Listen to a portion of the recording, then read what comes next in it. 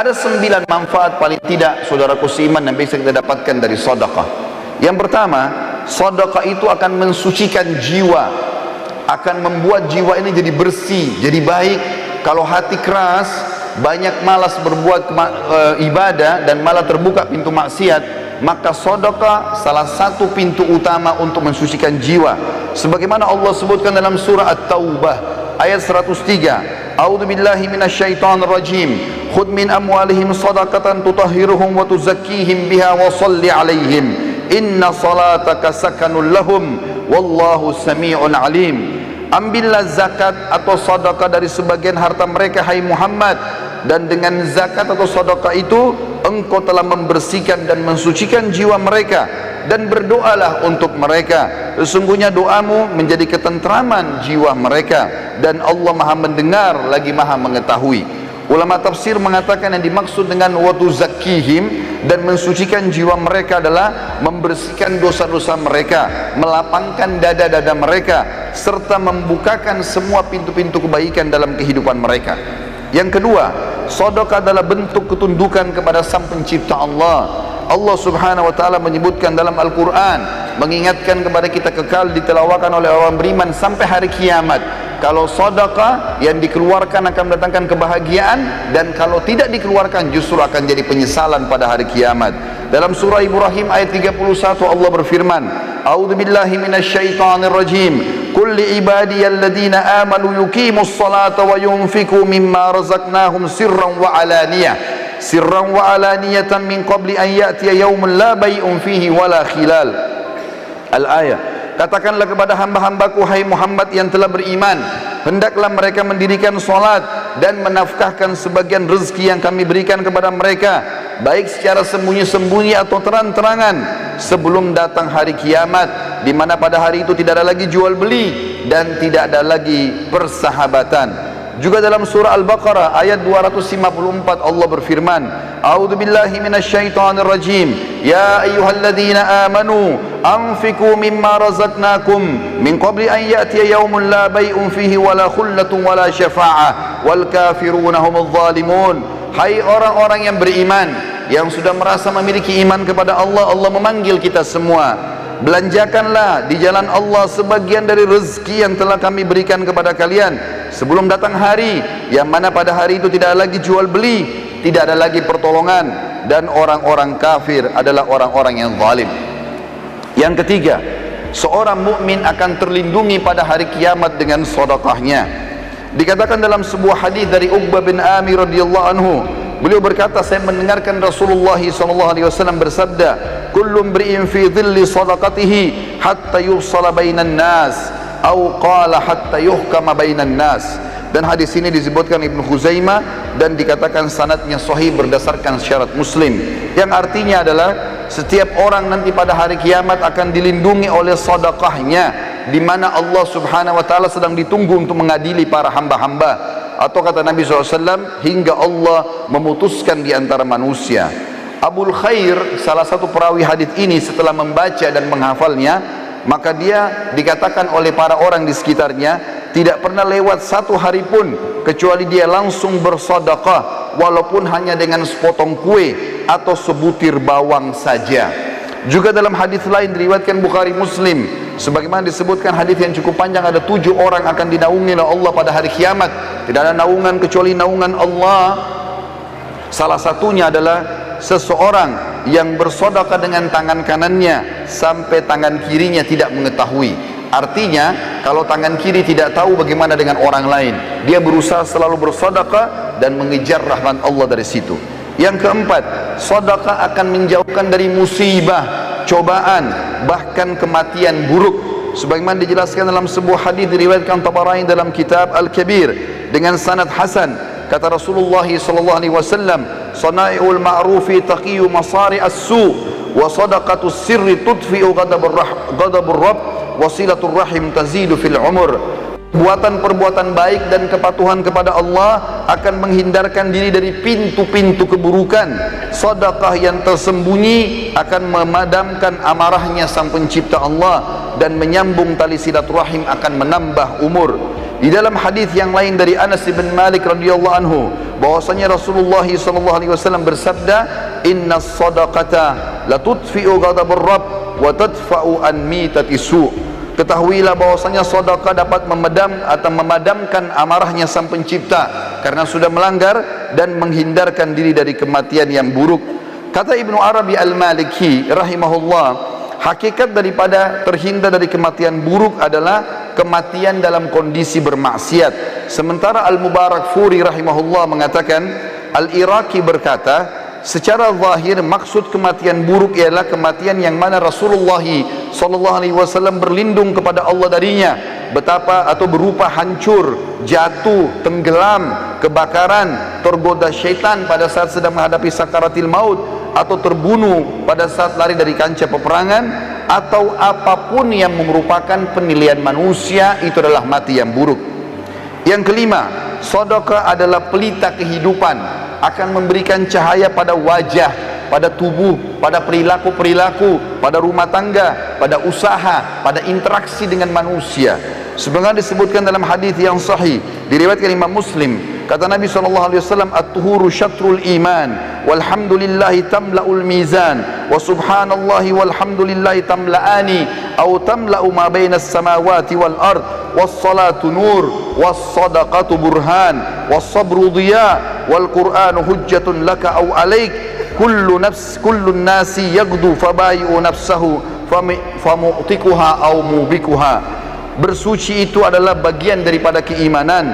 Alhamdulillah kalau diucapkan akan memenuhi timbangan pada hari kiamat.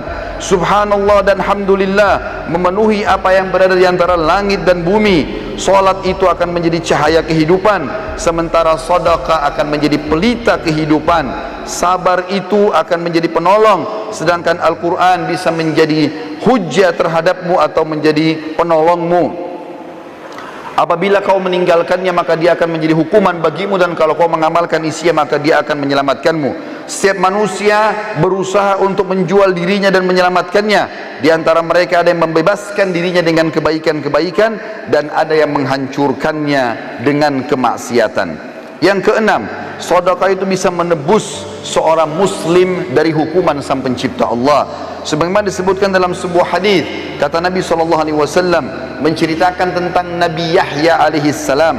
Beliau pernah berkata kepada umatnya, wa amurukum bis sadaqah fa inna mathala dzalika kamathali rajulin asarrahu atau asarahu al-adu fa awsaqu yadahu ila unukihi wa qaddamuhu liyadribu unuqah faqal ana afdihi minkum bil qalili wal kathir fafada nafsahu minhum. Saya memerintahkan kalian untuk bersedekah, karena yang demikian itu seperti seseorang yang sedang ditawan oleh musuh dan mereka mengikat erat tangannya ke lehernya dan dihadapkan untuk dipenggal lehernya.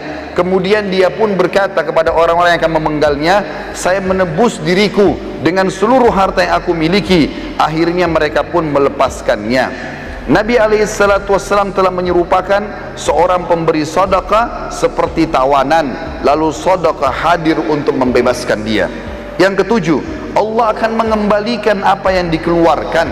Sedikit dikeluarkan maka Allah akan berikan besar. Mengeluarkan satu kali sedekah apapun sifatnya, maka pada saat itu minimal balasan Allah 10 kali lipat, bahkan bisa sampai 700 kali lipat dan kelipatan-kelipatan yang banyak. Allah menyebutkan dalam surat Saba ayat 39, A'udzubillahi minasyaitonir rajim. Qul inna rabbi yabsutur rizqa liman yasha'u min ibadihi wa yaqdiru lah wa ma anfaqtum min syai'in fahuwa yukhlifu wa huwa khairur raziqin. Katakanlah hai Muhammad kepada hamba-hambaku, sesungguhnya Tuhanku melapangkan rezeki bagi siapa yang dikehendakinya di antara hamba-hambanya, dan menyempitkan bagi siapa yang dikehendaki. Tapi siapa yang ingin diluaskan rezekinya, maka bernafkahlah di jalan Allah, pasti Allah akan menggantikan, dan dia sebaik-baik pemberi rezeki.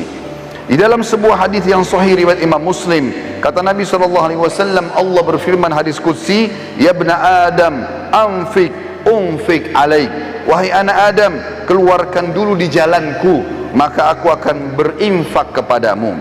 Juga dalam hadis yang lain, di mana Nabi SAW menyebutkan dalam hadis Bukhari Muslim, ma min yaumin yusbihul ibadu fihi illa wa malakani yanzilan fayaqulu ahaduhuma Allahumma ati munfikan khalafa wa yaqulul akhar Allahumma a'ti mumsikan talafa. Tidaklah suatu hari lewat kecuali Allah menurunkan malaikat dua orang.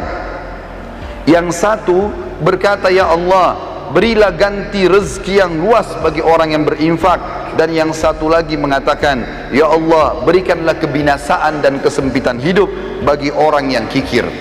Yang kedelapan, pahala sedekah tidak pernah terputus dan akan terus dipanen oleh orangnya walaupun dia sudah meninggal dunia. Sebagaimana hadis yang masyhur diriwayatkan oleh Imam Muslim, kata Nabi SAW, idza mata ibnu Adam inqata amalu illa min thalath, sadaqatin jariyah au ilmin yuntafa'u bihi aw waladin salih yad'u lah.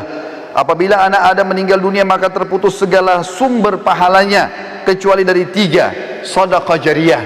Berapa banyak teman-teman sekalian celengan masjid yang lewat depan kita yang sudah jelas-jelas dipakai untuk aktivitas kebaikan, tapi kita sia-siakan, bahkan kita berusaha untuk mencari uang yang paling kecil, padahal itu akan menjadi amal jariah buat kita. Mungkin untuk pembangunan tempat kamar mandi, atau mungkin biaya untuk kegiatan-kegiatan agama. Berapa banyak yang kita bisa dapatkan, tapi orang sering melewatkan kotak-kotak amal tanpa memberikan sedekah. Berapa banyak orang miskin yang sudah minta depan matanya, maka syaitan membisikkan sambil mengatakan orang itu masih kuat, mungkin anak pinjaman atau apalah bahasa syaitan, dan dia masih bisa bernegosiasi dengan syaitan sehingga buku amalnya kosong dari sedekah pada hari itu.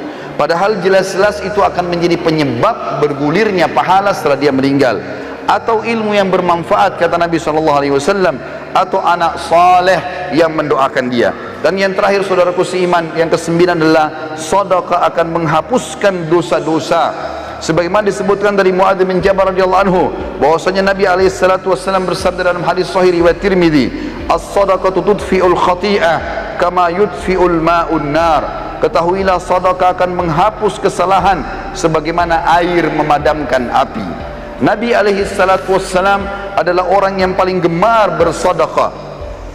Bahkan dalam riwayat dijelaskan kalau Nabi SAW tidak pernah menolak siapapun yang minta kepada beliau. Dari Jabir bin Abdullah radhiyallahu anhu, beliau berkata, ma su'ila Rasulullah SAW syai'an qad faqala la.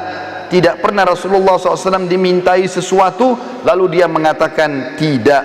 Juga dari Anas bin Malik beliau berkata, ma su'ila Rasulullah SAW alal islami syai'an illa a'tah, wa laqad ja'ahu rajulun fa'atahu ghanaman baina jabalaini faraja ila qaumi faqala ya qaum aslimu fa inna Muhammadan yu'ti ata'an la yakhshal faqr. Tidaklah Rasulullah SAW dimintai sesuatu kecuali pasti beliau selalu memberi. Bahkan beliau pernah memberi seseorang yang belum masuk Islam ada domba yang berada di antara dua gunung, sampai akhirnya dia pulang ke kaumnya lalu mengatakan, hai kaumku, masuklah kalian ke dalam Islam karena Muhammad memberikan pemberian yang tidak akan pernah membuat kita miskin. Bahkan Nabi SAW mengajarkan para istri beliau, di antaranya beliau berkata kepada Aisyah pada saat sudah menyembelih seekor domba, lalu beliau bertanya waktu sudah disuruh bagi-bagikan, kata Nabi SAW, bagilah.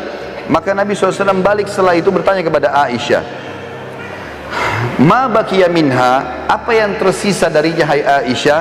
Qalat, maka Aisyah berkata radhiyallahu anha, ma baqiya minha illa katifuha, tidak tersisa lagi ya Rasulullah kecuali bagian lengannya saja, dan itu pun saya siapkan untuk anda. Maka kata Nabi SAW, baqiya kulluha ghaira katifiha, ketahuilah bahwasanya tersisa semuanya, justru yang tertinggal hanyalah lengannya saja atau pundaknya saja. Artinya yang sudah kamu sedekahkan justru itu yang terbaik yang kita panen pahalanya pada hari kiamat, dan itu yang kekal, sementara yang tertinggal kita makan.